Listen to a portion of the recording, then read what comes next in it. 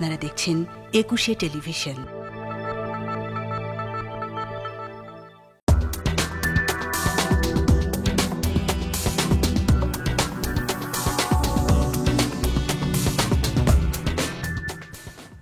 আমন্ত্রণ জানাচ্ছি প্রিয় দর্শক, 21 রাতে ডোনাল্ড ট্রাম্প মার্কিন মুলুকের মসনদে বসেছেন, কিন্তু তিনি মসনদে বসার সঙ্গে সঙ্গে যেসব নির্বাহী আদেশ জারি করেছেন তার মধ্যে অভিবাসন সংক্রান্ত যেসব নির্বাহী আদেশ রয়েছে তাতে অনেক রাষ্ট্র নিশ্চয়ই বিপদে পড়তে যাচ্ছে, অনেক দেশের নাগরিকেরা। তার মধ্যে অবশ্যই অন্যতম বাংলাদেশের নিশ্চয়ই অনেক মানুষ রয়েছেন সেখানে অভিবাসন ভিসায়, কিংবা অনেকে তাদের পড়াশোনা করতে গেছেন। এর নানান ধরনের ইম্প্যাক্ট পড়তে পারে। বাংলাদেশের উপর কী ধরনের প্রভাব পড়বে, বাংলাদেশের কিছু করণীয় রয়েছে কিনা, বা ট্রাম্প যে সিদ্ধান্তগুলো নিয়েছেন সেইখানেই তিনি অটল থাকবেন কিনা, এইসব বিষয়ে আমরা কথা বলবো। এসব বিষয়ে আলোচনার জন্য আমাদের 21 স্টুডিওতে আজ উপস্থিত রয়েছেন সাবেক রাষ্ট্রদূত হুমায়ুন কবির এবং রয়েছেন ব্র্যাকের অভিবাসন বিষয়ক কর্মসূচির প্রধান শরীফুল হাসান। হুমায়ুন কবির, আপনার কাছে সরাসরি প্রশ্ন করতে চাই যে কেন ট্রাম্প এত কঠোর হলেন, এবং তার আগে একটু জানতে চাই তিনি কী ধরনের সিদ্ধান্ত নিয়েছেন অভিবাসন ক্ষেত্রে। তিনি যেটা সিদ্ধান্ত নিয়েছেন, কয়েকটা সিদ্ধান্ত।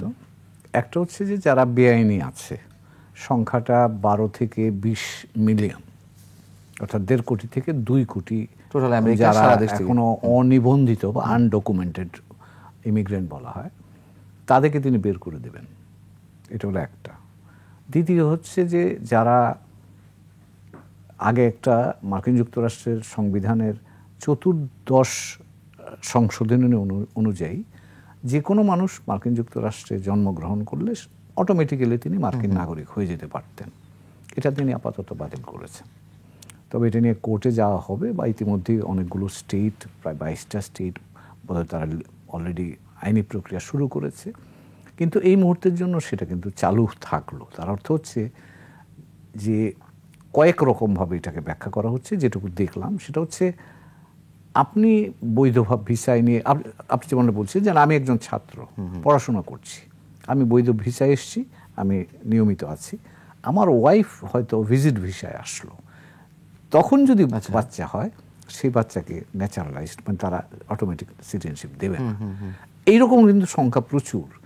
ভারতীয়দের জন্য শুধুমাত্র 1,06,000 মানুষ এই ক্যাটাগরিতে পড়ছে, যারা আছে ওখানে, কিন্তু তারা এই নাগরিকত্ব পাবে না। মানে এটা কি এর আগে জন্মসূত্রে যারা নাগরিকত্ব পেয়েছে তাদেরগুলোও বাতিল করা হবে? না, সেটা তো না, মানে ইন ফিউচার, মানে আজ থেকে শুরু করে এই এক্সিকিউটিভ অর্ডারের পর থেকে সেটা আসবে। এটা একটা জায়গায় দেখলাম এক্সিকিউটিভ অর্ডারের 30 দিন পর থেকে এটা কার্যকর হবে। অনেকে বলছেন যেটা এখন থেকে কার্যকর হয়ে গেছে। তো এক্সিকিউটিভ অর্ডারের পর থেকে এর আগেরগুলো এরকম বিবেচনা আসবে না। তবে যেটা অনেকেই আশঙ্কা করছেন, ধরেন কিছু কিছু প্রক্রিয়াধীন ছিল, আরও একটা যেটা বলে নিই তাহলে বুঝতে সুবিধা হবে। H-1B ভিসা, অর্থাৎ দক্ষ শ্রমিক হিসাবে অনেকেই আছেন, তাদের অনেকেরই বিষয় প্রক্রিয়াধীন ছিল। সেই প্রক্রিয়াধীন এবং তাদের যদি প্রক্রিয়াধীন থাকাকালীন সন্তান সন্ততি হয়, তাদেরও এখন এর মধ্যে ফেলে দেওয়া হয়েছে। তার অর্থ হচ্ছে যে তারাও এখন মহা দুশ্চিন্তায় আছেন। তো কাজেই এই আমার ধারণা, যদিও তিনি তার অভ্যন্তরীণ রাজনৈতিক বিবেচনা থেকেই এই কাজটা করেছেন এবং প্রচণ্ড চাপও আছে তার উপর, কিন্তু এর সুদূর প্রসারী প্রতিক্রিয়া সারা পৃথিবীতে কিন্তু পড়ছে। কারণ পৃথিবীর প্রায় 160টা দেশের মানুষ মার্কিন যুক্তরাষ্ট্রে আছেন, বৈধ আছেন, অবৈধ আছেন, এবং যারা অবৈধ আছেন তাদের জন্য কিন্তু এখন একটা বলতে পারেন যে বিপদের আশঙ্কা তৈরি হয়েছে। ইতিমধ্যে 4 জন বাংলাদেশিকে গতকাল দেখলাম যে অ্যারেস্টও করেছে। তো কাজেই মানে এই আইন প্রয়োগ করলে ক্ষতিগ্রস্ত, প্রশাসনিকভাবে ক্ষতিগ্রস্ত হবে, আইনগতভাবে অনেকে ক্ষতিগ্রস্ত হবে।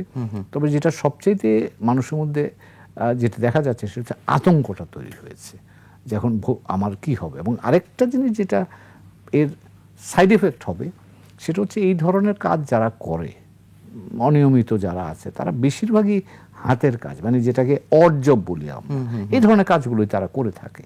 এখন তারা যে সংস্থাগুলোতে কাজ করতো, এই অর্ডারটা হওয়ার পরে কিন্তু তাদের কাজ পাওয়া কঠিন হয়ে যাবে। কারণ মার্কিন যুক্তরাষ্ট্রে এই ধরনের ওদের একটা সোশ্যাল কালচার, প্রেসিডেন্ট যখন কোনো সিদ্ধান্ত নেয় বা সরকার কোনো সিদ্ধান্ত নেয়, সাধারণভাবে তারা কিন্তু এই সিদ্ধান্তে বাইরে যেতে চায় না। তো কাজেই ধরেন যারা মাছের দোকানে কাজ করত, কৃষি ক্ষেত্রে কাজ করত, মুদি দোকানে কাজ করত, ট্যাক্সি চালাতো, তাদের জন্য কিন্তু বিপদ হবে। কারণ তার যে ফার্মের আওতায় তারা কাজটা করত, তারা এখন কিন্তু আর আইন ভাঙার ভয়ে এই ধরনের মানুষজনকে কাজ দিতে চাইবে না। এখন আপনার কাজ না থাকলে, জীবিকা যদি না থাকে, তা আপনি থাকবেন কি করে ওখানে? কাজে এটা একটা মহা জটিলতা তৈরি করেছে যুক্তরাষ্ট্রের অভ্যন্তরে, এবং যে দেশগুলো থেকে এই মানুষগুলো এসছে সেই দেশগুলোতে। আমি একটু শরীফুল হাসান, আপনার কাছে আমার প্রশ্ন যে কি পরিমাণ বৈধ অভিবাসী যুক্তরাষ্ট্রে রয়েছেন বাংলাদেশি, আর কি পরিমাণ বৈধতার বাইরে নথিপত্রহীনভাবে বসবাস করছে, এরকম কোনো পরিসংখ্যান কি আপনাদের হাতে আছে? না, ধন্যবাদ। আমি স্যারের লাস্ট বক্তব্য দিয়ে শুরু করি। যদিও ঘটনাটা যুক্তরাষ্ট্রের ইম্প্যাক্ট কিন্তু সারা পৃথিবী পড়বে, কারণ যুক্তরাষ্ট্র যে দেশটা আজকে যেটা প্রেসিডেন্ট হয়েই ট্রাম্প অস্বীকার করছেন অভিবাসীদের তাড়াবে, তো যুক্তরাষ্ট্র দেশটা কিন্তু গড়ে উঠেছে সারা পৃথিবী থেকে আসা অভিবাসীদের দিয়ে। বিভিন্ন জায়গা থেকে অভিবাসী এসেছে, এবং একটা সময় পর্যন্ত বা এখনও আপনি জানেন যুক্তরাষ্ট্রে এই নিয়ম আছে, পৃথিবীর যে কোনো দেশের মেধাবী মানুষ তিনি যদি মনে করেন তিনি যুক্তরাষ্ট্রে যেতে চান, বিশেষ কোনো অবদান, তিনি কিন্তু অ্যাপ্লাই করতে পারেন, যুক্তরাষ্ট্র তাকে নিয়ে যায়। এবং আপনি দেখবেন সেখানে চাইনিজ, ভারতীয় থেকে আরম্ভ করে এমন কেউ নেই যে না আছে। এখন বাংলাদেশ থেকে যাওয়া কবে শুরু হলো যদি আপনি দেখেন, আমাদের বিদেশে যাওয়ার হিস্ট্রি কিন্তু অনেক দীর্ঘদিনের না। মূলত স্বাধীনতার পর আমাদের এর আগে আমাদের ব্রিটেনের লোক যেত হচ্ছে আমাদের সিলেট অঞ্চলের লোকজন, মানে সিলেট, সুনামগঞ্জের মানুষ, তারা ইউকেতে তারা ওইখানে অনেকদিন যেত। যুক্তরাষ্ট্রে মূলত যাওয়ার প্রবণতাটা অনেক বাড়ে আপনার ডিবি ভিসার নাম করে যখন কিছু লোকজন যাওয়া শুরু করে, তখন আপনি প্রচুর লোকজন যাওয়া বাড়ে। মূলত গত কয়েক দশকে আমাদের যুক্তরাষ্ট্রে যারা গেছে একটা বড় অংশ কিন্তু ছাত্র হিসেবে গিয়েছে, মানে ডিবি ভিসা শেষ হয়ে যাওয়ার পর লেখাপড়া করতে গিয়েছে, বুয়েট ইউনিভার্সিটির ছেলে মেয়ে, তারা সেখানে কানেক্টেড, মানে পিআর বা অন্য কিছু পরে নিয়ে গেছে তাদের মেধা দিয়ে। এখন যে কথাটা হচ্ছে সেটা হচ্ছে আপনি যে প্রশ্নটা করলেন, ওরা বলছে যে নথিপত্র নেই, ডকুমেন্টস নেই। মানুষ তো আসলে অবৈধ হয় না, তার পেপারটা থাকে না, প্রসেসটা থাকে না, ডকুমেন্টটা। যেমন ভারত কিন্তু বলেছে, আমি এই অন্য এই কারণে ভারতের প্রসঙ্গ, ভারত কিন্তু বলেছে তারা তাদের নথিপত্রবিহীন লোকজনকে ফেরত নেবে, এবং তারা বলেছে তাদের সংখ্যাটা প্রায় 20,000, তারা বলেছে তাদের নিতে আপত্তি নেই। এখন প্রশ্ন হচ্ছে আমাদের বাংলাদেশের স্যার ছিলেন, আমাদের ডেটার অবস্থা কিন্তু খুব ভালো না। আমরা এক্স্যাক্টলি আমাদের দূতাবাস বলতে পারবে না আমাদের কতজন আনডকুমেন্টেড লোকজন আছে, কাজে আমার সেই জায়গাটাতে বলা ঠিক হবে না। কারণ আমরা দেখি যে মধ্যপ্রাচ্যের দেশগুলোতে যেহেতু আমাদের অনেক কর্মী যায়, তখন তারা যে অ্যামনেস্টি বা সাধারণ ক্ষমা ঘোষণা করে, তখন আমরা এমনও পেয়েছি সৌদি আরবে ধরেন 7.5 লাখ 8 লাখ আনডকুমেন্টেড লোক মানে বৈধ হয়েছে, মালয়েশিয়া 4 লাখ 5 লাখ। তো যুক্তরাষ্ট্রটা যেহেতু বাংলাদেশ থেকে একদম কাছে না, আপনি যেমন বাংলাদেশ থেকে চট করে চাইলে অনেক দেশে যেতে পারেন, সমুদ্রপথ পাড়ি দিয়ে ইউরোপে চলে যেতে পারেন, ইতালি চলে যেতে পারেন। যুক্তরাষ্ট্রে কিন্তু যাওয়ার প্রক্রিয়াটা তো সহজ নয়, অনেক দূরে। আপনি আমাদের এখান থেকে অনিয়মিত পন্থায় যে যাওয়ার প্রক্রিয়াটা, সেটা হচ্ছে আপনার একটা অংশ ব্রাজিল, কলম্বিয়া, মেক্সিকো, এই যে নানান যে অবৈধ পথে যায়, তাতে কিন্তু কানাডা হয়ে নানানভাবে যে যায়, তাদের সংখ্যাটা কিন্তু অনেক না। আপনি যে পরিমাণ আনডকুমেন্টেড লোক মালয়েশিয়া পাবেন বা সৌদি আরব পাবেন, নিশ্চয়ই যুক্তরাষ্ট্রে সেই সংখ্যাটা অনেক বড় না। কিন্তু একটা প্যাটার্নের একটা ভিন্নতা রয়েছে। অন্য দেশে আপনি যাদেরকে পাবেন যারা হয়তো কাজের জন্য গিয়েছে, কিন্তু যুক্তরাষ্ট্রে কিন্তু একটু শিক্ষিত মানুষজন, অনেক টাকা খরচ করে গিয়েছে, আশায় গিয়েছে ওখানে ইমিগ্রেন্ট হবে, তারা কিন্তু মানে বেশ সেই সংখ্যাটা, আমি যেহেতু ভারতের 20,000 ধরে নেন, তার চেয়ে নিশ্চয়ই আমাদের কম হবে। আর তবে বৈধভাবে আমাদের সংখ্যা সেখানেও সেই জায়গাটা তো আমাদের যখন এক্স্যাক্টলি নাগরিক বলতে পারবো তা না, কারণ আপনি যখন বৈধ হচ্ছেন তখন তো আপনি ওই দেশের নাগরিক হয়ে যাচ্ছেন। তো সেইটা হয়তো যুক্তরাষ্ট্র তারা বলতে পারবে যে বাংলাদেশ থেকে তাদের নেয়া নাগরিকত্ব কত। কিন্তু আপনি নিউ ইয়র্ক, ওয়াশিংটনে বাঙালি এলাকা তো আছে, আপনি অনেক এলাকা আপনার মনে হাঁটলেই মনে হবে যে আপনি বোধহয় বাংলাদেশি আছেন। তো আমি এক্স্যাক্টলি তো তার সংখ্যাটা বলতে, কিন্তু সংখ্যাটা নিশ্চয়ই কয়েক লাখের উপরে। মানে তুমি ভারত, হ্যাঁ শুধু বাংলাদেশ, মানে বৈধ বলছি আমি, অবৈধ কথা বলছি। মানে এরকম আনুমানিক কোনো ধারণা কি আপনাদের আছে যে কি পরিমাণ বাংলাদেশে অবৈধ? আমি আসলে কমেন্ট করতে চাই না, কিন্তু আমার এক্সাম্পশন, এটা একান্ত আমার এক্সাম্পশন, এই সংখ্যাটা 10-15 হাজার হলে আমি অবাক হব না, বা আরো বেশি হলেও আমি অবাক হব না। কিন্তু আমি মন্তব্য করতে চাই না, কারণ যেহেতু এটা বাংলাদেশের একদম বৈধ। ধরেন কত লোক বাংলাদেশ থেকে অনিয়মিত পন্থায় বিদেশ যায় তার কিন্তু কোনো ডেটা নাই, কিন্তু বছর দশক আগে আমি প্রথম আলোয় থাকতে একটা রিপোর্ট করেছিলাম যে আমার অ্যাজাম্পশন এই সংখ্যাটা বছর অন্তত 1 লাখ হতে পারে। কারণ হজ করার নামে, ট্যুরিস্ট ভিসার নামে যে যায়, আমি লিখেছিলাম অন্তত 1 লাখ এভিডেন্স দিয়ে আগের কয়েক বছর বাংলাদেশের স্বরাষ্ট্র মন্ত্রণালয়, পররাষ্ট্র মন্ত্রণালয় কেউ প্রতিবাদ করেনি। তো তার মানে মিনিমাম সংখ্যাটা আপনি 1 লাখ হলে অবাক হওয়ার নাই, কারণ আমার প্রতি বছর 13 লাখ লোক বৈধভাবে বিদেশ যায়। তো 13 লাখ লোক যখন বৈধভাবে কাজ করতে বিদেশ যায়, সংখ্যাটা আপনি 1 লাখ হওয়াটা খুব অবাক কাণ্ড না। ছাত্র হিসেবে যাচ্ছে, টুরিস্ট হিসেবে যাচ্ছে, হজ করতে গিয়ে, উমরা করতে গিয়ে থেকে যাচ্ছে। তো যুক্তরাষ্ট্রে কিন্তু আরেকটা ইম্প্যাক্ট, আপনি যে শুধু এখানে অবৈধদের, অনিয়মিতরা চট করে যে অভিযান চালাতে পারবে তা না, এটা কিন্তু আবার ট্রাম্প আসার আগে যে ছিল তা না, ট্রাম্প আসার আগেও অনিয়মিত বিভিন্ন রাষ্ট্র, মালয়েশিয়া সব যুক্তরাষ্ট্র আগে পাঠাতে পারতো। আগে কিছু ক্রাইটেরিয়া ছিল, আপনি চট করে ধরেই পাঠাতে পারবেন না, কিছু মানবিক বিষয় ছিল, সীমান্তের কোন জায়গা থেকে ধরলেন ছিল, কিন্তু ট্রাম্প সেগুলো সব বাদ দিয়েছে। যে কাউকে চ্যালেঞ্জ করি না করি তাকে চট করে পাঠাতে পারবে।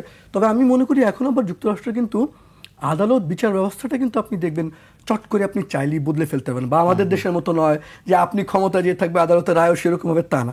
ওদের আদালতের যে ব্যবস্থা আছে তাতে আপনি একটা শুধু সুযোগ পান যে আপনি আদালতে যখন তাকে তোলা হবে সেই সময় যদি সে আসলে প্রমাণ করতে পারেন যে না তার থাকার যথেষ্ট কারণ আছে, বৈধতা আছে, সেটা একটা সুযোগ দেবে। কিন্তু প্রবলেম এটা পড়বে আপনি জন্মসূত্রে নাগরিকত্ব বাতিল করছেন। অনেক মানুষজন আমাদের এই দেশ থেকে সে বিদেশে যায়, সে যায় এই কারণে আমার জীবনটা নয় কষ্ট হয়ে যাবে, স্যার অর্জব করছে, আমি ডাক্তার ছিলেন আমি অর্জব করছি কিন্তু আমার ছেলে মেয়েটা ভালো থাকবে। এই যে জন্মসূত্রে যদি আপনি নাগরিকত্ব করেন ওইটার কিন্তু আমি বলি পরিণতিতে ইম্প্যাক্টটা অনেক বেশি নেগেটিভ হবে। তবে সংশ্লিষ্ট দেশের জন্য যুক্তরাষ্ট্র তো কেউ যায় আসে না। এখন ধরুন বাংলাদেশে যে যুক্তরাষ্ট্রে আছে যে ভাবছে তার সন্তান জন্মসূত্রে গেলেই আপনি, এরকম তো আমাদের আছে অনেকে, আপনি সে যখন বাচ্চা নেওয়ার জন্য বা প্রেগনেন্ট অবস্থা তো তারা আমেরিকা যায় থাকে, যে কি জন্মসূত্রে তারা ওখানে পড়বে, ওইটার কিন্তু আমি মনে করি বেশ প্রভাব পড়বে। এবং সার্বিকভাবে এইটার প্রভাব কিন্তু যত দিন যাবে তত হয়তো স্পষ্ট হবে, বোঝা যাবে আসলে কি করবেন। প্রথম দিন তিনি এই বার্তা দেয়া মানি। এবং একটা কথা দিয়ে আমি শেষ করি, শুধু যুক্তরাষ্ট্র না, যুক্তরাষ্ট্র, কানাডা এই বছর নির্বাচন কয়েক মাস পর, জার্মানি, ইউরোপ, সারা দুনিয়াতে কিন্তু একটা অ্যান্টি মাইগ্রেন্ট অ্যান্টি মিগ্রেন্ট সেন্টিমেন্ট কিন্তু প্রকট আকারে বেড়েছে। যেটা আমরা গ্লোবালাইজেশনের সময় আমাদের ধারণা হয়েছিল পৃথিবী বোধহয় খুব সহজেই মুভ করা যাবে, আমাদের একটা বিশ্ব নাগরিকত্ব হবে, কিন্তু আমরা দেখছি প্রকট জাতীয়তাবাদ সেটা কিন্তু ভয়ঙ্কর রকমের বাড়ছে এবং সবাই নির্বাচনে সেটা কি পণ্য করছে। অ্যাম্বাসেডর হুমায়ুন কবির এই জায়গাটায় একটু বিশ্লেষণ চাই, খুব গুরুত্বপূর্ণ একটি পয়েন্ট দিয়েছেন শরীফুল হাসান। এই যে গ্লোবালি অ্যান্টি মাইগ্রেন্ট একটা যেভাবে হোক ভিজিবল হচ্ছে না হয়তো আমাদের সামনে, কিন্তু বিষয়টা তো আসলে ভয়ঙ্কর। এটা কেন, কি কারণে হচ্ছে এটা? এটার একটা অর্থনৈতিক কারণ আছে। আচ্ছা, অর্থনৈতিক কারণটা হলো অর্থনৈতিক এবং সামাজিক দুটো রাজনৈতিক, এখন রাজনীতিতে রূপান্তরিত হয়েছে। অর্থনৈতিক কারণটা হলো গ্লোবালাইজেশনটা, ধরেন আমার মনে আছে, আমি আমার নিজের অভিজ্ঞতা দিয়েই বলি, 1987-88 উনি বলছিলেন, 87 থেকে আমি ওয়াশিংটনে তখন কাজ করি ফার্স্ট সেক্রেটারি, তখন প্রথম বাংলাদেশিরা রেগান সাহেবের অ্যামনেস্টি, উনি অ্যামনেস্টি দিয়েছিলেন, বলেছিলেন যে কেউ যদি প্রমাণ করতে পারে যে গত 2 বছর, সে একটা ডেট ছিল, এর আগে 2 বছর যাবৎ মার্কিন যুক্তরাষ্ট্রে ছিল, তাহলেই তাকে গ্রিন কার্ড দিয়ে দিত। এবং আমার হাত দিয়ে 17,000কে আমি বানিয়েছিলাম। অর্থাৎ আপনি এসছেন আজকে, আপনি পাসপোর্ট বললেন যে আমার তোর কিছু নাই, আমি তো 2 বছর থেকে আছি এখানে, আসতো আমাদের কাছে, আমরা দিয়ে দিতাম, কোন দেশের, বাংলাদেশের মানুষ, পাসপোর্ট দিয়ে দিলাম, ওই ইমিগ্রেশন অফিসে বললো যে আমি এই 2 বছর থেকে আছি এখানে, এই যে আমার পাসপোর্ট ঠিকানা, তোমরা আমাকে গ্রিন কার্ড দাও, দিয়ে দিত। তো এই তখন বাংলাদেশি প্রথম ঢেউটা শুরু হয়, যেটা বলছিলাম যে আপনি যে প্রশ্ন করেছিলেন, লেট 80s থেকে 80-র দশকের পর থেকে যখন আস্তে আস্তে গ্লোবালাইজেশন প্রক্রিয়াটা শুরু হলো, তার একটা মাইলস্টোন ছিল প্রেসিডেন্ট ক্লিন্টন 1993-তে যখন ন্যাফটা চুক্তি করলেন। চুক্তির প্রধানই হচ্ছে এটা ফ্রি মার্কেট, মার্কিন যুক্তরাষ্ট্র, মেক্সিকো এবং কানাডা, এখানে goods and services freely, capital freely চলাফেরা করতে পারে। তখন মার্কিন যুক্তরাষ্ট্র পুঁজিবাদী দেশ, তখন আমরা মার্কিনিরা তখন করলো কি, বড় বড় ইন্ডাস্ট্রিগুলা লেবার কস্ট ওখানে কম, মেক্সিকোতে ফ্যাক্টরিগুলো পার্টিকুলার প্রথম শুরু করলো আপনার গাড়ির ফ্যাক্টরিগুলো, ক্রাইসলার, জিএম, এদের ফ্যাক্টরি নিয়ে চলে গেল ওইদিকে। ফ্যাক্টরি গেল, টেকনোলজি গেল, ক্যাপিটাল গেল, মানুষ তো গেল না। আমেরিকানরা যারা এগুলোতে কাজ করতো তারা কিন্তু যেতে পারলো না। এই গেল প্রথম ধাক্কা। এবং এটা কানাডা এবং আমেরিকাতে 2 জায়গাতেই হয়েছে, কিন্তু এরা 2 জনেই গিয়ে এখন ইনভেস্ট করছে মেক্সিকোতে, কম দামের লেবার শ্রমিককে ব্যবহার করে তারা ব্যবসা করছে। মার্কিন যুক্তরাষ্ট্র এইটা হলো প্রথম ধাক্কা। মধ্য আমেরিকা যেটাকে বলা হোয়াইট, বেসিক্যালি হোয়াইট, পেনসিলভেনিয়া, আইওয়া, তারপরে আপনি উইসকনসিন, মিশিগান, এই জায়গাগুলোতে। এর ফলে হলো কি, এক ফার্স্ট রাউন্ড অফ ধাক্কা এই লোকগুলো বেকার হয়ে গেল, মধ্য আমেরিকার সাদা চামড়া মানুষগুলো। এবং এরা কিন্তু কম শিক্ষিত মানে ওরা স্কুল পাশ করে স্থানীয় কারখানা, ফ্যাক্টরিতে কাজ করে, এই তাদের জীবন। এইটা চলতে থাকলো কয়েক বছর। রাজনৈতিকভাবে কিন্তু এটা ক্লিন্টনের জন্য উনি দেখালেন যে আমরা কিন্তু ফ্রি ট্রেড এরিয়া করলাম একটা, রাজনৈতিকভাবে এটা বেশ ভালো চললো। 2001 সালে চীন যখন আবার আপনার WTOর সদস্য হয়ে গেল, তখন একটু মার্কিন বাজার খুলে গেল চীনাদের জন্য। তখন চীনা পণ্য, সস্তা পণ্য ব্যাপক আকারে ঢোকা শুরু করলো। ছোট ছোট মার্কিন কোম্পানি যেগুলো ছিল তারাও বেকার হয়ে গেল, আর বড়গুলো যারা ছিল তারা অনেকেই চীনে চলে গেল। এই অ্যাপেল বলেন, আপনি এখন যেটা দেখছেন বড় বড় সব কোম্পানি চীনে গিয়ে সেট আপ করলো। এখন এই যে মার্কিনী জনগণ যারা বেশি লেখাপড়া করছে না, মধ্য আমেরিকার বেশিরভাগ সাদা চামড়া মানুষ, তারা কিন্তু বেকার হয়ে গেল। এখন এদের জন্য অর্থনৈতিক আমেরিকান ড্রিমের, আমেরিকাতে তো ড্রিম, আপনি একটা যে কোনোভাবে থাকলেও ভালো থাকবেন, সেই ড্রিমটা তারা মনে করতো তাদের প্রাপ্য। এই ড্রিমটা যখনই না তারা পেল না, তখন কিন্তু তাদের মধ্যে ক্ষোভ দানা বাঁধতে শুরু করলো। ক্ষোভের প্রথম বহিঃপ্রকাশ আমরা পেয়েছি 2008 সালে প্রেসিডেন্ট ওবামার নির্বাচনের মধ্য দিয়ে। তারা বললো যে আমরা পরিবর্তন চাই। এবার ওবামাকে পরিবর্তনের, তার স্লোগানে ছিল চেঞ্জ। ওবামা নানান প্রতিকূলতার কারণে সেখানে খুব বেশি সফল হননি। ফলে ওবামার পরবর্তীতে তারা দেখলো যে এখন আমার একটা লোক চাই যে আমার কথা বলছে। এই এসে হাজির হলো ডোনাল্ড ট্রাম্প। এবং ডোনাল্ড ট্রাম্প, আপনারা যদি মনে করতে পারেন, 2016 সালে তিনি কিন্তু এই মেক্সিকানদেরকে রেপিস্ট বলতো, মুসলমানদেরকে নানানভাবে করতো, অর্থাৎ মুসলমানদের প্রবেশের ক্ষেত্রে নিষেধাজ্ঞা সেটা পরে এসছে। ইলেকশনটা তিনি করেছেন, ট্রাম্প করেছেন, আবারও সেইটা ইলেকশনটার ক্যাম্পেইনটা ছিল এই বহিরাগতরাই তোমার, এই মাইগ্রেন্টরা তোমার চাকরি নিয়ে যাচ্ছে, তোমার কাজ নিয়ে যাচ্ছে, তাদের আমরা চাই না, তাদেরকে বের করতে হবে। তখন এই আমেরিকা ফার্স্ট কনসেপ্ট নিয়ে আসলো যে আমেরিকার কথাই ভাববো, বাইরে পৃথিবী নিয়ে আমার চিন্তা করার দরকার নাই, দাও আমাকে ভোট। দিল ভোট তাকে, হলো প্রেসিডেন্ট ট্রাম্প। প্রেসিডেন্ট ট্রাম্প হয়ে যেটা বলছিলেন 6-7টা মুসলিম দেশের বিরুদ্ধে ভিসা ব্যান দিয়ে দিল, ইত্যাদিতে গেল। এবার যখন বাইডেন আসলো, এই বাইডেন প্রশাসনের সময়তেও কিন্তু আপনি বাইরের পৃথিবীতে আপনি মার্কিন যুক্তরাষ্ট্র অভ্যন্তরীণভাবে কিন্তু বিভাজিত হয়ে আসছে এখন।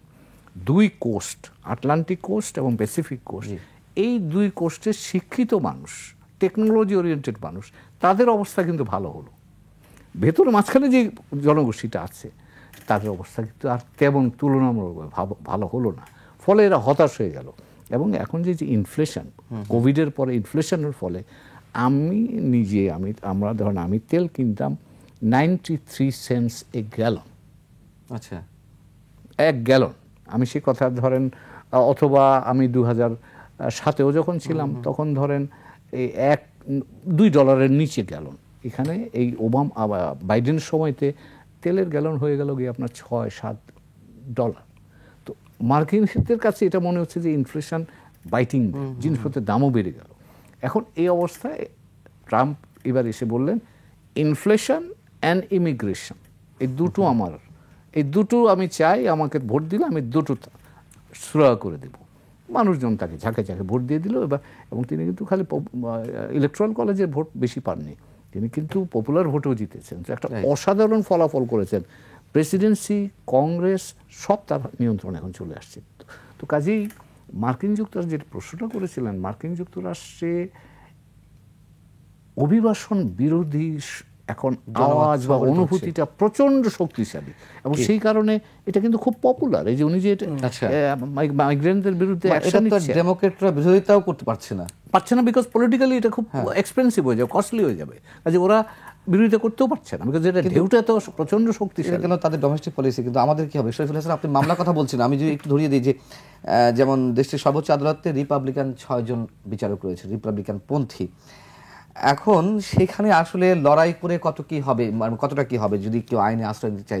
আমি যদি একটা এক্সাম্পল দিই, American civil liberties union ACLU তারা একটি মামলা করেছে, এবং সংবিধান বিশেষজ্ঞ সেখানকার থমাস উলফ তিনি সোশ্যাল মিডিয়াতে লিখছেন যে জন্মগত নাগরিকত্ব বাতিল আলোচনা মাত্র, প্রেসিডেন্ট এটি বাতিল করতে পারবেন। মানে আপনারা কি এটা কোনো ব্যাখ্যা দিতে পারবেন তিনি কোন আঙ্গিকে বলেছেন? একদমই, মানে আপনি একটা তো হচ্ছে প্রেসিডেন্টের কথা, একটা হচ্ছে যুক্তরাষ্ট্রের আইন সংবিধান, সেটা কি বলে।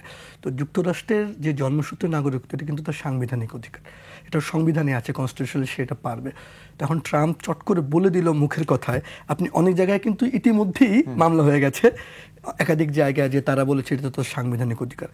ট্রাম্প এখন যুক্তরাষ্ট্রের প্রেসিডেন্ট, পৃথিবীর সব দেশেই আসলে প্রধানমন্ত্রী বা রাষ্ট্রপতি যেই শাসিত হোক না কেন, সেই জায়গায় দেখা যায় তারা কিন্তু এত শক্তিশালী থাকে। এবং এইবার ভোটে যেটা হয়েছে, নিম্নকক্ষ উচ্চকক্ষ দুটোতেই ট্রাম্পের যে প্রচণ্ড পপুলারিটি, এবং এটা যদি একটু ব্যাকগ্রাউন্ডও দেখেন, ট্রাম্প কি মানে কেন জেনে বুঝে এগুলো করে? ট্রাম্প তো হিসাব নিকাশ করে দেখেছে যে আসলে হোয়াইট ভোট বেশি, আসলে হচ্ছে নারীর চেয়ে পুরুষ যুক্তরাষ্ট্র এরকম, লোকজনের মনে অ্যান্টি ইমিগ্রেন্ট সেন্টিমেন্ট, এই সমস্ত কারণটাতে কিন্তু আজকে যুক্তরাষ্ট্র বলেন কিংবা কানাডা ট্রুডো বলেন কিংবা ফ্রান্স জার্মানি বলেন, সব জায়গায় ওই যে কট্টরপন্থা বলছিলাম, তারা এই যে কথাটা বলছে অ্যান্টি ইমিগ্রেন্ট, কেন? মূলত রাজনীতি। সে দেখছে এটা বললে তো আমার ভোট পাওয়া যায়, কট্টর মানুষজন, কোনো জায়গায় ধর্ম, কোনো জায়গায় ইমিগ্রেন্ট, এগুলো এখন ভোটের টার্ম। তো এখন as a president political party হিসেবে যুক্তরাষ্ট্র ট্রাম্প যা বলেছে সে তো করতেই চাইবে, কিন্তু করতে চাইলেই যে সে সব যে পেরে যাবে তা কিন্তু নয়। সেই জায়গাটাতেই জন্মসূত্রে যে নাগরিকত্ব, আমার মনে হয় যে এইটা ট্রাম্প এখনই করে ফেলতে পারবে বা এখনই বলে ফেলতে পারবে, সেটা কিন্তু খুব সহজ না। কারণ যখন কোনো বিষয় আদালতে চান, যখন আপনি প্রেসিডেন্ট হন আর যাই হন, আপনি আদালতের আদেশ কিন্তু আপনি মানতে হবে। ট্রাম্পের ঘটনাই দেখেন, ট্রাম্প কিন্তু আপনি জেলখানায় ছিলেন, তারপরে মানে জেলখানা মানে তাকে অ্যারেস্ট, বিচার প্রক্রিয়ার মধ্যে যেতে হয়েছে। সবাই জানছিলেন যে তিনি বিইং অ্যান প্রেসিডেন্ট, এবং সামনের প্রেসিডেন্টের পরেও কিন্তু তিনি আদালত থেকে রক্ষা পায়নি, বিচারকরা তাকে ভৎসনা করেছেন, এবং তার হোয়াইট হাউস থেকে বিদায়ের সময় যে তাণ্ডব হয়েছে তার জন্য তাকে বিচারের মুখোমুখি হয়েছে। এবং আপনি সর্বশেষ সুন্দর ছবিটাও যদি দেখেন, আমি সুন্দরের কথা এই কারণে বলতে চাই, আপনি দেখেন আমরা দেখছি সাবেক প্রেসিডেন্ট বাইডেন যাচ্ছে, নতুন প্রেসিডেন্ট আসছে, সমস্ত সাবেক প্রেসিডেন্টরা আছে। এই যে গণতন্ত্রের যে একটা সৌন্দর্য, আপনি হোয়াইট হাউসের সামনে যে কেউ সামনে দাঁড়িয়ে মার্কিন প্রেসিডেন্টকে গালিগালাজ করতে পারবে। এই যে ভিন্নমত যে চর্চা, এইগুলোও কিন্তু আপনার দেখতে হবে। কাজেই ট্রাম্প যে বলে ফেলছে অনেক কিছু বাতিল হয়ে যাবে তা না, রাজনৈতিকভাবে তিনি তার ভোটের জন্য, টেকার জন্য অনেক কিছুই বলবেন, করার চেষ্টা করবেন, যেগুলো তার হাতে আছে। যেটা আগে ছিল, আগে স্যার যেটা বললেন যে 2 বছর যদি প্রমাণ করতে পারেন তাহলে কিন্তু আপনি থাকতে পারেন, সেটা কিন্তু অনেক রিগান শুরু কর। এটা কিন্তু এই বাইডেন পর্যন্ত ছিল, উনি ট্রাম্প এসে রাতারাতি বলছেন আমার 2 বছর দেখার দরকার নাই। তো এখন পুরোটাই যে ট্রাম্প সফল হয়ে যাবে সেটা আমার না, কিন্তু আতঙ্ক ছড়াবে। এখন ধরেন বাংলাদেশে আজকে যে তরুণটা আছে, যার সমস্ত কিছু সে মনে মনে চিন্তা করেছে যে আমি আমেরিকা চলে যাব, বা তার পরিবারে কেউ আছে, তার চিন্তা যে ধাক্কা খেলো, এটা নতুন করে কেউ ভাবছে, কিন্তু যারা ওখানে আছে তাদের কি অবস্থা? অলরেডি দুটোই। আপনাদের সঙ্গে কেউ যোগাযোগ করেছে এর মধ্যে? আমরা তো ধরেন প্রচুর মেসেজ, যোগাযোগ, অনেক কিছুই, সোশ্যাল মিডিয়া, ইম্প্যাক্ট, রিয়াকশন। আপনি এই মুহূর্তে যদি বলেন যুক্তরাষ্ট্রের সবচেয়ে আলোচিত বিষয়টা হচ্ছে ইমিগ্রেন্টদের কি হবে। আমরা আলোচনায় ফিরবো, একটা ছোট বিরতি। দর্শক, ছোট্ট বিরতি, ফিরছে খুশিগির।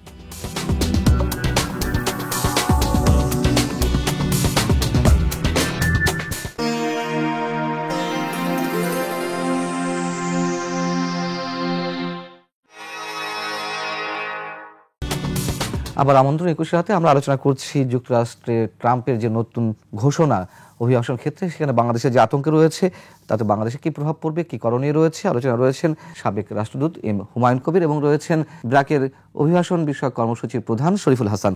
আমি শরীফুল হাসান আবার আপনার কাছে একটু আসতে চাই। সেটা হচ্ছে যে আমি যদি একটা উদাহরণ দিই, যে অভিবাসন প্রক্রিয়া নতুন করে যারা ঢুকবে তাদের ক্ষেত্রে যেটা বলা হচ্ছে, যে প্রোগ্রামটি তাদের রয়েছে, এখানে আমি যেটি পেয়েছি মানে যতটুকু ঘাটাঘাটি করে, সেটি হচ্ছে যুক্তরাষ্ট্রের শরণার্থী গ্রহণ যে প্রোগ্রামটা রয়েছে, দ্রুত অপসারণ এই বিষয়ে কোনো আইন রয়েছে, এটিতে একটা সুরক্ষা ব্যবস্থা আছে, আইনি সুরক্ষা ব্যবস্থা রয়েছে। কিন্তু এই যে ট্রাম্প যেটি করলেন, সেটিতে কি কোনো ধরনের কোনো সুরক্ষা ব্যবস্থা রয়েছে? যারা আগে যে সুরক্ষাগুলো ছিল, ট্রাম্প সেই সুরক্ষাগুলো তিনি আসলে অনেকগুলোই বলতে গেলে বাতিল করে। যেমন আগে কিছু নিয়ম ছিল, অন্ততপক্ষে 2 বছর ছিল, চট করে পাঠাবে না, স্কুলের মধ্যে ঢুকবে না, সীমান্তের 160 কিলোমিটারের বাইরে যখন তখন আর্মি মানে সেখানে ডিপ্লয় করবে না। তো ট্রাম্প কিন্তু সেগুলো সবই বাতিল করেছে, এবং সে আরও কঠোর হওয়ার ইঙ্গিত দিয়েছে, আশা করেছে। এবং আপনি তো বুঝতেই পারেন যে তার যে সে মুখে বলে তা না, সে প্রথম দিন এসেই এই বিলগুলো কিন্তু সাইন করছেন, কারণ তিনি যা বলতে চান তিনি তো তা করছেন। কিন্তু সে যেটা আমি বলছিলাম যে এই যে করতে চান, করতে গিয়ে ট্রাম্পের বাধাটা কি হবে? ট্রাম্পের মূলত বাধা হবে হচ্ছে যুক্তরাষ্ট্রের আইন, যুক্তরাষ্ট্রের সংবিধান। তিনি চট করে যা কিছু করতে চান করতে পারবেন এগুলো না, আবার কিন্তু অনেক কিছু তিনি যেগুলো বলেছেন সেগুলো করবেনও। সমস্ত কিছু বলে যদি এক কথায় বলি, তাহলে আগামী 4 বছরটা যুক্তরাষ্ট্রে যারা অভিবাসী রয়েছেন তাদের জন্য খুব কঠিন, আর যারা যুক্তরাষ্ট্রে যেতে চাইছেন তাদের জন্য খুব কঠিন। এবং সেই জায়গাটা যদি উনি বাংলাদেশের মতো দেশের, যদি আপনি সংখ্যাটা চিন্তা করছেন কত জনসংখ্যা থাকে, আমি সর্বশেষ যুক্তরাষ্ট্রের আদমশুমারি অনুযায়ী দেখছিলাম, তাতে প্রায় 3 লাখের মতো বাংলাদেশি দেখছিলাম, তারা রেকর্ডেড বলে আছে। তো তার বাইরেও যদি আপনি আরও ধরেন যারা পড়তে যাচ্ছে, ধরেন মাস্টার্স পিএইচডি করতে গিয়েছে, সে হয়তো ভাবছে থেকে যাবে, নতুন করে যে যাওয়ার কথা ভাবছে, প্রসেসে আপনি যদি ধরেন কালকের আগেই বিভিন্ন জন যারা অনিয়মিত পথে যেতে যায় তারা তো বিভিন্ন জায়গায় আটকে আছে। নরমালি ফরমালি যারা গেছে স্টুডেন্ট ভিসায়, জি। তাদের জন্য তো এখন আরো কঠিন হবে। না, তাদের জন্য কঠিন দুটো, একটা হচ্ছে সে যদি পড়াশোনা শেষ করে চলে আসতে চায় তার জন্য তো কোনো সমস্যা নেই, সে পড়তে গেছে। যুক্তরাষ্ট্রে এখন প্রতি বছরই আপনি বাংলাদেশটা এখন বিপুল পরিমাণ ছেলে মেয়ে পড়তে যাচ্ছে, কোভিডের পর চায়না কমে গিয়েছে, বাংলাদেশের প্রচুর যাচ্ছে, এটা ইতিবাচক। আমাদের বুয়েট, ঢাকা ইউনিভার্সিটি বা যে কোনো বেসরকারি ইউনিভার্সিটির ছেলেমেয়েরা, তারা শিক্ষিত ছেলেমেয়েরা গিয়ে, তাদের একটা ইন্টেনশন থাকে যে গিয়ে তারা থেকে যাবে। এইখানে একটু মাইগ্রেশন নিয়ে আমি আলোচনা করতে চাই। বাংলাদেশের মানুষজন দেখেন, আপনি গত 15-20 বছরে দেখেন, বাংলাদেশে তার খুব ভালো ক্যারিয়ার ছিল, ভালো চাকরি ছিল, ডাক্তার, ইঞ্জিনিয়ার, আইবিএ থেকে পাশ করেছে, বিশ্ববিদ্যালয়, সে ভাবছে যে আমার বাংলাদেশের ভবিষ্যৎ নাই, সেটা ক্রসফায়ার বলেন, গুম বলেন, সুশাসন বলেন, সে ভাবছে আমি কানাডা, অস্ট্রেলিয়া পিআর নিয়ে চলে যাবে। এবং সে যখন যাচ্ছে, তার পরিবার স্বজন সবাই খুব খুশি, সে অস্ট্রেলিয়া কানাডা চলে যাচ্ছে। সদ্য পাশ করার ছেলেটা, সে মাস্টার্স পিএইচডি করতে যাচ্ছে, সবাই খুব খুশি, ও অনার্স পিএইচডি করতে চলে যাচ্ছে। আর লেখাপড়া জানে না, সে চলে যাচ্ছে সৌদি আরব, কাতার, মালয়েশিয়া। তার মানে যেই দেশে আমার জন্ম বাংলাদেশে, সেই দেশ সারাটাকে আমরা মানিয়ে ফেলেছি সফলতা। এবং আপনি দেখবেন একটা দেশে করাপশন কোনো বাড়ে, আপনি এইদিকে অনেক মানুষজন বলছে বাংলাদেশে আমি এই করবো তেন করবো, কিন্তু সেই আমলা, সেই রাজনীতিবিদের, তার বাড়ি কানাডায়, তার সন্তানকে পাড়িয়ে দিয়ে রেখেছে আমেরিকায়। সেই কারণে আপনি দেখবেন তার বাংলাদেশে যে স্টেকটা থাকার কথা, যে কথাগুলো বলার কথা, কারণ তার তো একটা বিকল্প আছে। এই যে তার বিকল্প আছে, তার ফলে কিন্তু দেশটা ঠিক হচ্ছে না। তো আমি এই জিনিসগুলো কিন্তু খুবই ওতপ্রোতভাবে জড়িত। যুক্তরাষ্ট্রের এই ঘটনাটা আমরা আলোচনা করছি কারণ হচ্ছে, আমি তো দেখবো বাংলাদেশের কথাটা চিন্তা করছি। দেখুন, যুক্তরাষ্ট্র তার একজন আমেরিকান নাগরিকের জন্য পৃথিবীর কোনো একটা দেশ ধ্বংস করে দিতে পারে। সে যদি মনে করে একজন আমেরিকান ইরাকে অনিরাপদ, ওই নাগরিকের জন্য সে হাজার ইরাকিকে মেরে ফেলতে পারে। তা আমরা কি করছি? আমরা কি আমাদের নাগরিকের সুরক্ষার বিষয়টা করছি? আমরা কি দেখছি? আমরা কি চাইছি? পাঠিয়ে দিয়ে ওটা আমাদেরকে কৃতিত্ব নেওয়ার চেষ্টা করছি। শুধু পাঠিয়ে দিয়ে না, পাঠিয়ে দিয়ে কোনো রকম যাওয়ার ব্যবস্থা করে আবার জেলে বন্দি করে, ওটা আমাদের কৃতিত্ব। আমি একটু অ্যাম্বাসেডর হুমায়ুন কবির, যেটুকু জানি যে যুক্তরাষ্ট্রে যারা রয়েছেন আমাদের বাংলাদেশিরা, রেমিটেন্স পাঠানোর ক্ষেত্রে পঞ্চম অবস্থান রয়েছে। আপডেট দিই, এখন কিন্তু যুক্তরাষ্ট্র সর্বশেষ যে তালিকা, যুক্তরাষ্ট্র কিন্তু এখন প্রথম। এটা সৌদি আরব ছিল, তারা কারণ এখন এই মুহূর্তে গত 4 মাস ধরে যুক্তরাষ্ট্র আমাদের টপ রেমিটেন্স সিন্ডিকেট। তাহলে তো বিশাল একটা ইম্প্যাক্ট পড়বে, নেগেটিভ ইম্প্যাক্ট। সেটা অস্বস্তিতে আছে।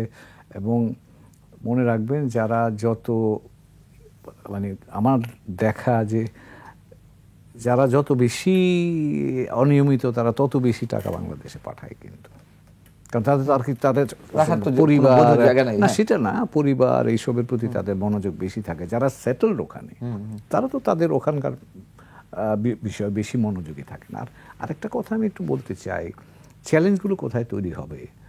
সামাজিক পর্যায়ে। যেমন ধরেন, যে স্কুল বা মাদ্রাসা, কি বলে, ওই যে চার্চে যাওয়ার জন্য পারমিশন দিয়েছে, এই জায়গাগুলোতে আগে কখনো প্রশ্ন করতো না। আপনি বাচ্চা নিয়ে গেছেন ওখানে, স্কুলে নিয়ে নিত, আপনাকে প্রশ্ন করতো না। কিন্তু এখন যেহেতু আইস বলে, এটা বলে ইমিগ্রেশন অ্যান্ড কাস্টমস এনফোর্সমেন্ট, এই আইস যেহেতু এখন ঢুকতে পারবে স্কুল বা শিক্ষা প্রতিষ্ঠানে বা চার্চে, এখন ওরা কিন্তু সাবধান হয়ে যাবে। এবং এটাও ভয় দেখিয়েছেন। আজকে দেখলাম যে সকল কর্মকর্তা এই এক্সিকিউটিভ অর্ডার বাস্তবায়নে প্রতিবন্ধকতা তৈরি করবেন, তাদের বিরুদ্ধে ব্যবস্থা নেবে। তো কাজেই সামাজিকভাবে এবং প্রশাসনিকভাবে এমন একটা বাতাবরণ তৈরি হচ্ছে, যেখানে সব মাইগ্রেন্টদের জন্য, সারা পৃথিবী থেকে যারা গেছে সকলের জন্য কিন্তু একটা বেশ জটিলতা। এবং এখন যেটা ভয়, গতবারও কিন্তু ট্রাম্প প্রশাসনটা করেছিলেন, সেটা হচ্ছে ফ্যামিলিগুলোকে ভাগ করে ফেলছেন। যেমন ধরুন, স্ত্রী রেগুলার, আপনার সাথে বাচ্চা আছে, হাজব্যান্ড আনডকুমেন্টেড, হাজব্যান্ডকে ধরে নিয়ে গিয়ে ওই আপনার ডিটেনশন সেন্টারে আটকে রাখছে, তাতে করে ফ্যামিলিগুলো ভাগ হয়ে যাচ্ছে। এখন আমার আন্দাজ যে এই প্রক্রিয়াটা আবারও তারা শুরু করবেন, এবং এটা করলে একটা হিউম্যানিটেরিয়ান ক্রাইসিস তৈরি হবে।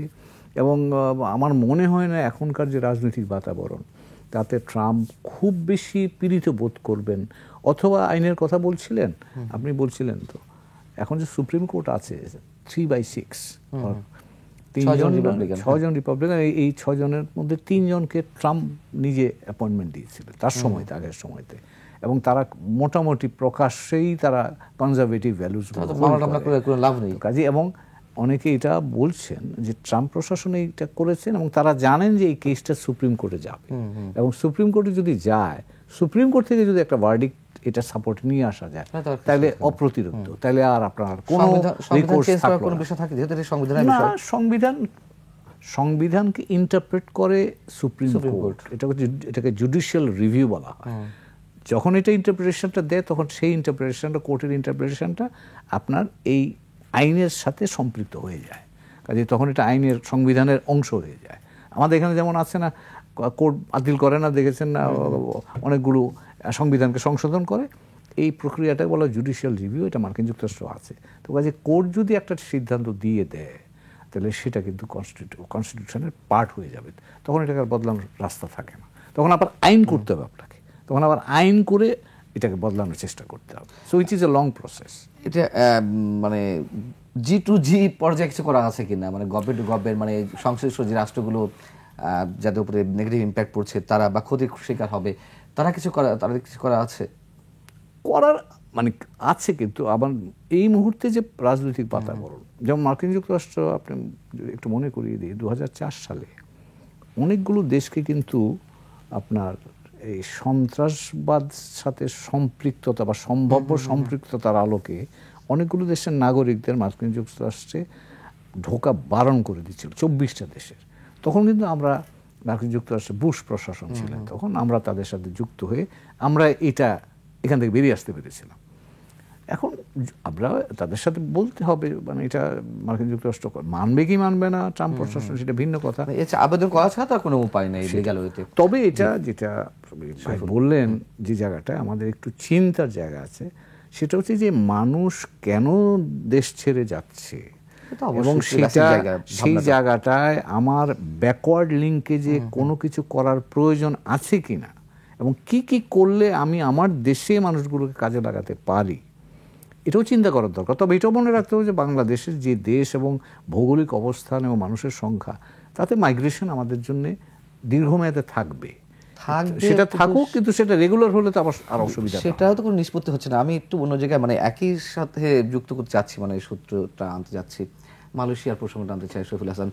মানে যেখানে আপনারা বলছেন যে কেন মানুষ যাচ্ছে, দেশ ছেড়ে যাওয়াটাই সফলতা মনে করছে, আমিও মনে করি যে সরকারও এর কৃতিত্ব নেওয়ার চেষ্টা করে যে না গেছে তো বাঁচলাম, বিষয় এরকম।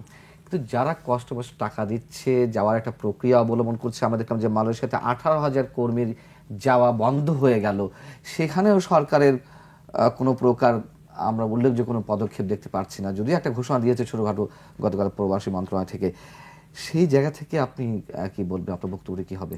না, এটা আসলে ভীষণ দুঃখজনক, বেদনাদায়ক। আমি অনেক বছর ধরেই আমি বলি যে এই রাষ্ট্রের ভিত্তি, বাংলাদেশ রাষ্ট্রের ভিত্তি হচ্ছে এই রাষ্ট্রের কৃষক, কৃষকের সন্তান যে বিদেশে যায় প্রবাসী, আর কৃষকের কন্যা গার্মেন্টস শ্রমিক। এই কৃষক, প্রবাসী শ্রমিক, গার্মেন্টস কন্যা, তারা এই রাষ্ট্রের যদি ভিত্তি, আপনি জানেন একজন কৃষককে, একজন গার্মেন্টস শ্রমিককে, একজন প্রবাসী শ্রমিককে কতটুকু মর্যাদা আমরা দিই।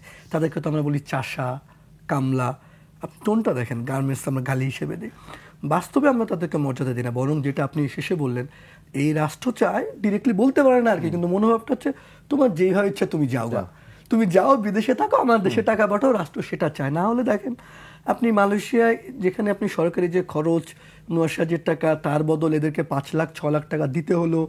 দেওয়ার পর 31 মের মধ্যে গত বছর 24 সালে যাওয়ার কথা ছিল, তারা যেতে পারলো না কেন?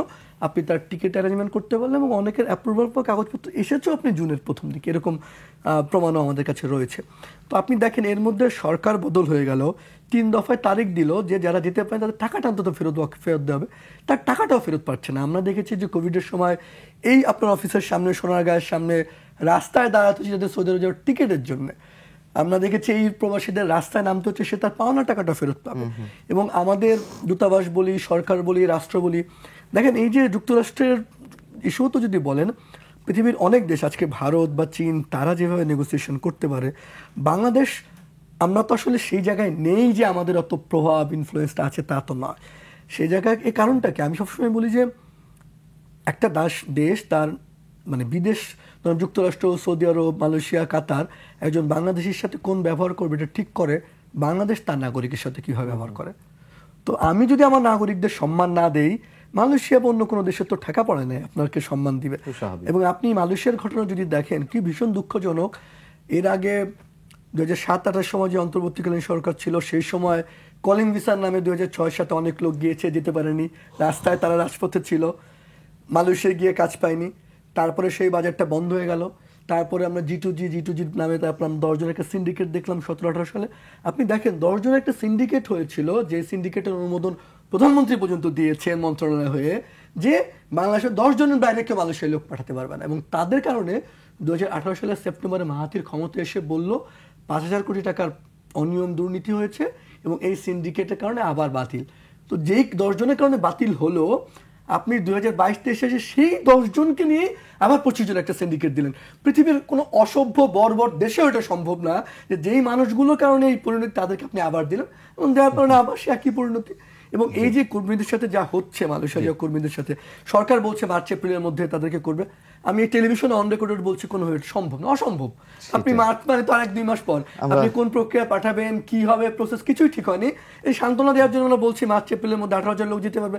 আপনি আজকে থেকে 3 মাস পর খোঁজ নিয়ে 18,000 কতজন যেতে পারছে গত 6 মাস ধরে? আপনার সঙ্গে মোটামুটি আমরা একমত পোষণ করতেই পারি। আমরা শেষ করবো অ্যাম্বাসেডর হুমায়ুন কবির, নিশ্চয়ই মানুষজন তো আতঙ্কে রয়েছেই, যুক্তরাষ্ট্রে যারা রয়েছে বা আমরা অন্য রাষ্ট্রের কথা বলি। আমি একটা বেসিক কোশ্চেন করতে চাই, যে অভিযোগটি দীর্ঘদিনের, যে অ্যাম্বাসিগুলো খুব বেশি সাড়া দেয় না এই বিপদগ্রস্ত মানুষগুলোর কাছে, এখন কি অবস্থা বদলেছে বা কি করার রয়েছে? এই মানুষগুলো তো নিশ্চয়ই অ্যাম্বাসিতে বা বিভিন্ন দেশের হাই কমিশনে যোগাযোগ করে থাকে। করবে এবং আমি মনে করি অন্তত তাদের এই কষ্টের সময়তে একটু সহমর্মী হয়ে তাদের পাশে দাঁড়ানোটা দরকার। এবং দাঁড়ায় না সবসময়, কথাটাও ঠিক না। এই ধরনের যখন ক্ষতিগ্রস্ত হওয়ার আশঙ্কা থাকে দূতাবাসগুলি তখন, এবং আমার ধারণা নিশ্চয়ই সরকারিভাবে তাদেরকে নির্দেশনা দেওয়া হচ্ছে যে যারা এই ধরনের অবস্থায় পড়েছে বা যাতে তারা ক্ষতিগ্রস্ত না হয়, সেই জন্য যতখানি উদ্যোগ নেওয়া সম্ভব সেটুকু নেওয়া উচিত, বা সেটুকু সহযোগিতা তাদেরকে। অনেকে হয়তো ধরেন এই অবস্থা থাকলে এমন হতে পারে তারা বাংলাদেশ ফেরত আসতে চায়, সেটাই তো ওই ধরনের সহায়তা তো দেয়া যেতে পারে। এবং এখানে তো যেটা মন্ত্রণালয় আছে যারা এই ব্যাপারে উদ্যোগী হয়ে দূতাবাসগুলোকে প্রয়োজনে নির্দেশনা পাঠাতে পারে যে এইরকম যদি কেউ চায় আসতে, তাকে আসবার জন্য তোমরা ব্যবস্থা করো, ফাইন্যান্স প্রয়োজন যদি হয় সেটা আমরা করব। আর এই যে একটা ঘোলাটে পরিস্থিতি, সেক্ষেত্রে কি হাই কমিশন তো না, যুক্তরাষ্ট্রের দূতাবাস গভর্নমেন্ট হয়ে কোনো দেন দরবারের কোনো সুযোগ আছে? নিশ্চয়ই আছে।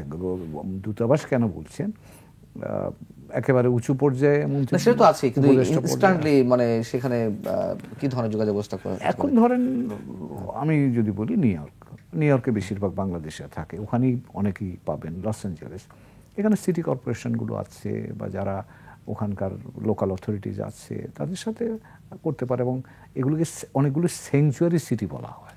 অর্থাৎ এই সিটিগুলো কিন্তু এই মানে অনিবন্ধিত যারা অভিবাসী থাকে তাদেরকে এতদিন প্রোটেকশন দিয়ে রাখে কিন্তু।